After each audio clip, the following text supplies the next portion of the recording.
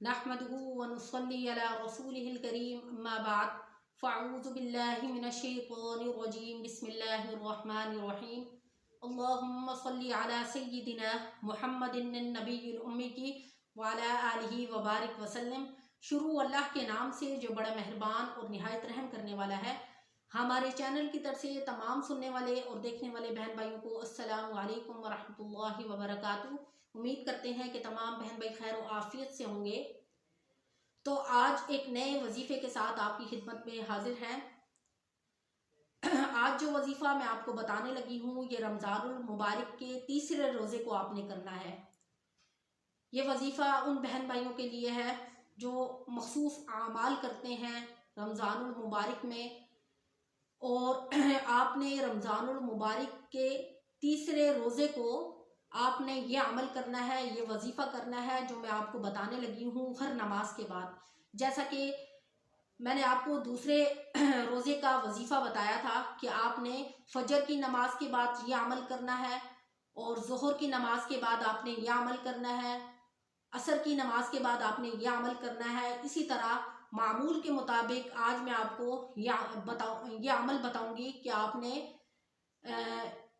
तीसरे रोज़े को ये वजीफ़ा करना है, यह अमल करना है। क्योंकि इस तरह इंसान को ना आसानी हो जाती है कि मैंने फ़लाँ नमाज के बाद ये तस्बीहात करनी है। बहुत सारे हमारे बहन भाई होते हैं जो इस कशमकश में मुब्तला रहते हैं कि हम क्या पढ़ें क्या ना पढ़ें, तो उनके लिए जो है आसानी हो जाती है। फिर उनको इस चीज़ का पता चल जाता है कि हमने तीसरे रोज़े को फ़र्ज़ नमाज यानी फ़जर की नमाज के बाद हमने यह अमल करना है, ज़ोहर के बाद हमने यह अमल करना है, और इसी तरह असर के बाद यह अमल करना है।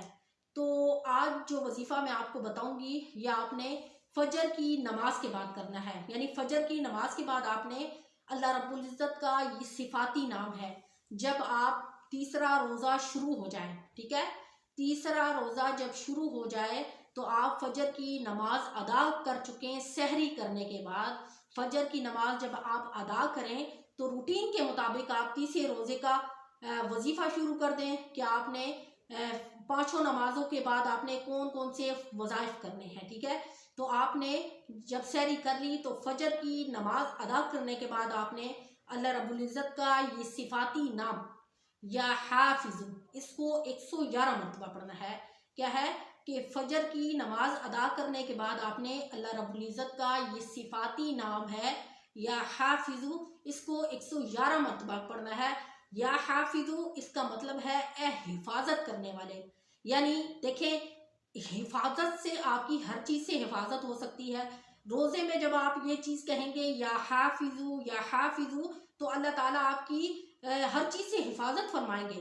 आपकी रोज़े में किस किस चीज़ की हिफाजत होगी? आपकी नज़र की हिफाजत होगी, आप गुनाह से बचेंगे, आप ज़ुबान से गुनाह नहीं करेंगे, आपकी हर चीज़ से हिफाजत हो जाएगी। यानी आप चुगली नहीं करेंगे, झूठ नहीं बोलेंगे, किसी का दिल नहीं दुखाएंगे। अल्लाह रब्बुल इज़्ज़त आपकी हर तरह से हिफाजत करेंगे। अगर आप घर से बाहर निकलेंगे तो वहाँ भी अल्लाह रब्बुल इज़्ज़त आपकी हर नागहानी आफत से आपको बचाएंगे, हर मुसीबत और तकलीफ से आपको बचाएंगे। तो गोया कि ये जो अमल बताया जाता है ये आपके लिए हर चीज़ से आपको महफूज रखता है। इसी वजह से तो ये रमज़ानुल मुबारक के पहले दूसरे तीसरे दिन जो वज़ाइफ बताए जाते हैं ताकि मामूल के मुताबिक आप करें और इससे फ़ायदा भी उठाएं। तो क्या है कि फजर की नमाज के बाद आपने या हाफिज़ु, इसका आपने वजीफ़ा 111 मरतबा पढ़ना है। ए हिफाजत करने वाले, जिन्नात से इंसान की हिफाजत होगी, जादू टोने से आपकी हिफाजत होगी, हर तरह से आपकी हिफाजत होगी। यानी शैतान तो सलाखों के पीछे बंद है, लेकिन इंसान के अंदर भी शैतान मौजूद है। लेकिन इंसान जब ये वजीफ़ा कर लेगा तो अल्लाह ताला उसकी हिफाजत फरमाएंगे, वो गुनाह की तरफ भी माइल नहीं होगा। तो फजर की नमाज अदा करने के बाद आपने 111 मरतबा या हाफिज़ु, अल्लाह का ये सिफ़ाती नाम है, इसका आपने वजीफ़ा करना है। और ज़ोहर के बाद भी ये अल्लाह रब्बुल इज़्ज़त का सिफ़ाती नाम है, ये भी या नासिरू, ये 222 मरतबा पढ़ना है। देखें, 222 मरतबा इतनी बड़ी तादाद नहीं है कि इंसान इस अमल को ना कर सके। रमज़ान और मुबारक का जो असल मकसद है वो ज़िक्र अज़कार और इबादत का है। अगर हम इबादतें नहीं करेंगे तो फिर हमें इस महीने का फ़ायदा तो कोई नहीं है ना। तो इसीलिए हमने ज़ोहर की नमाज अदा करने के बाद उसी जगह पर बैठकर या नासिरू ये 222 मरतबा पढ़ना है। ठीक है, 222 मरतबा हमने या नासिरू का मतलब क्या है? ए मदद करने वाले। देखें, ए मदद करने वाले, तू हमारी मदद फरमा, हमारे लिए आसानियां फरमा। इस बाबरकत महीने में हमारी हर तरह से मदद फरमाइए, गुनाह से मदद फरमाइए। हम गुनाह करने की तरफ माइल हो रहे हैं, हमें गुनाह से रोकिए, हमारी मदद कीजिए। हम बेरोजगार हैं, हमारी मदद कीजिए। हमारे पास रिस्क नहीं है, हमारी मदद कीजिए।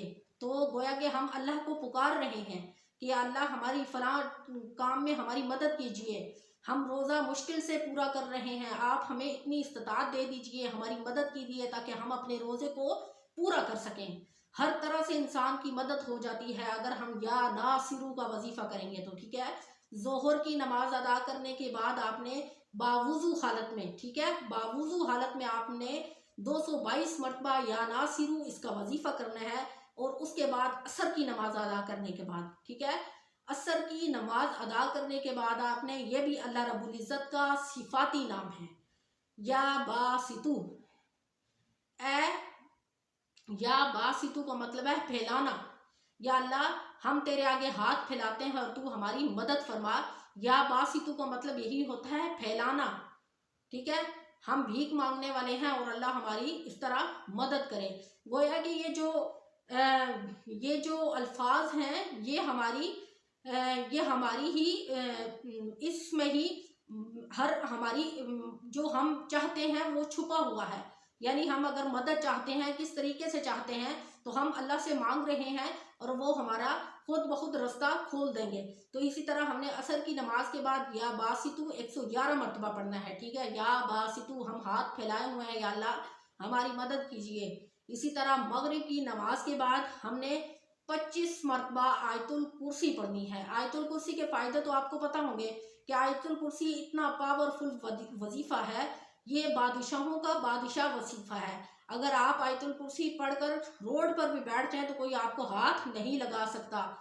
मौत के सिवा आपको कोई भी चीज़ नुकसान नहीं पहुंचा सकती। आप अपने बच्चों पर दम कर दें तो कभी भी उनको किसी जादू के किसी जिन्नात के असरात उसके ऊपर नहीं जा सकते। आप कोई चीज़ को, किसी चीज़ के महफूज रखना चाहते हैं तो उस पर आयतुल कुर्सी पढ़कर फूंक दें, कभी भी वो चीज़ वहां से गायब नहीं होगी। आयतुल कुर्सी के इतने फ़ायदे हैं कि इंसान अगर गिनने पे आए तो गिन नहीं सकता। आयतुल कुर्सी इतना मुजर्रब वजीफ़ा है, तो इसलिए आपने मगरिब की नमाज अदा करने के बाद 25 मरतबा आयतुल कुर्सी पढ़नी है। और उसके बाद आपने इशा की नमाज अदा करने के बाद आपने दुआए कर्ब। दुआए कर्ब इसलिए पढ़ी जाती है कि जब इंसान बहुत ज़्यादा दुख, गम और तकलीफ़ में मुब्तला हो जाता है। यकीन मानिए, ये कैफियत आप अगर अपने ऊपर तारी करके देखें तो इंसान को महसूस होगा कि दूसरों का गम और दुख क्या होता है। ये जो गम होता है ना, ये बड़ी बड़ी हस्तियों को खा जाता है। इंसान को अगर बाज़ औक़ात किसी के चले जाने का गम हो जाता है, जैसे वालिदैन दुनिया से रुखसत हो गए, उसका गम खा जाता है, औलाद जवान दुनिया से चली जाए, या ऐसा कोई गम लग जाता है जिसका इंसान को सब्र नहीं आ रहा होता, या ऐसी कोई दुख तकलीफ पहुंच जाती है। अगर इंसान दुखी हो जाता है ना, तो फिर अल्लाह के सिवा उसको सब्र देने वाला कोई नहीं होता। तो अगर आप ये दुआ गम और तकलीफ से निजात हासिल करने के लिए करेंगे तो अल्लाह ताला आपके तमाम दुख को ख़त्म फरमा देंगे।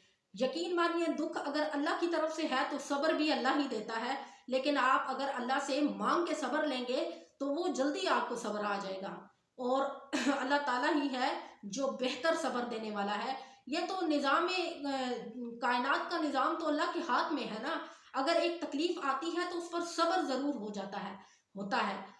जैसे कि बड़े बड़े अम्बिया इकराम की ज़िंदगियों में बड़े बड़े गम तकलीफ़ात आए और अल्लाह ताला ने उनको सब्र दिया, सब्र जमील दिया। तो इसी तरह वो हमारे बहन भाई जो बहुत ज़्यादा गम, तकलीफ़ और मुसीबत में, दुख और तकलीफ़ में है, गम ज़्यादा है, तो वो ये दुआए कर्ब पढ़ें। तो क्या है कि ये जो वजीफ़ा मैं आपको बताती हूँ, ये वज़ाइफ में आपकी हर मुराद पूरी हो जाती है। ये आपको दुनिया और आखिरत दोनों मिल जाती है। अगर आप इस रमज़ान और मुबारक के जैसे तीसरा रोज़ा है, तो तीसरे रोज़े में अगर आप ये अमल करेंगे तो आपको सब कुछ मिल जाएगा। उस सिर्फ आप उसके बाद दुआ करें, यकीन माने कि दिल के साथ अगर आप कोई भी अमल करें तो अल्लाह ताला आपको गैब से ऐसे नवाजता है कि बड़ी बड़ी हस्तियां जो हैं, बड़ी बड़ी हस्तियां मालामाल हो जाती हैं, उनकी दुनिया उनकी लिए आसानियां पैदा हो जाती हैं। तो क्या है कि इशा की नमाज अदा करने के बाद आपने दुआए कर्ब ये आपने 25 मरतबा पढ़नी है। अल्लाहु अल्लाहु रब्बी ला उशरिकु बिही शैया। क्या है? अल्लाहु अल्लाहु रब्बी ला उशरिकु बिही शैया। अल्लाहु अल्लाहु रब्बी ला उशरिकु बिही शैया। ठीक है, आपको अगर कोई चीज़ समझ नहीं आती तो आप इस वीडियो को दोबारा रिपीट करके सुने, ताकि आपको वो अच्छे तरीके से समझ आ जाए, या आप कहीं पे लिख लें। अगर आपको भूल जाती है तो आप उसको लिखें, ताकि आपको सारे वज़ाइफ जो हैं हर नमाज के जो आपने करने हैं उसको आप किसी कॉपी पे लिखें, ताकि आपको याद रहे, बार बार आपको रिपीट ना करनी पड़े वीडियो। तो आज का ये वजीफ़ा जो तीसरे रमज़ान मुबारक में आपने करना है, तो अल्लाह रब्बुल इज़्ज़त से दुआ है कि छोटे छोटे वज़ाइफ हैं जिनके बहुत ज़्यादा फ़ायदे हैं, और अल्लाह रब्बुल इज़्ज़त आपको और मुझे इस पर अमल करने की तौफ़ीक अता फ़रमाए। इंशाअल्लाह नेक्स्ट वीडियो के साथ आपकी खिदमत में हाजिर होंगे। व आखिरु दावाना अनिल हम्दुलिल्लाहि रब्बिल आलमीन। अस्सलामु अलैकुम व रहमतुल्लाहि व बरकातुहू।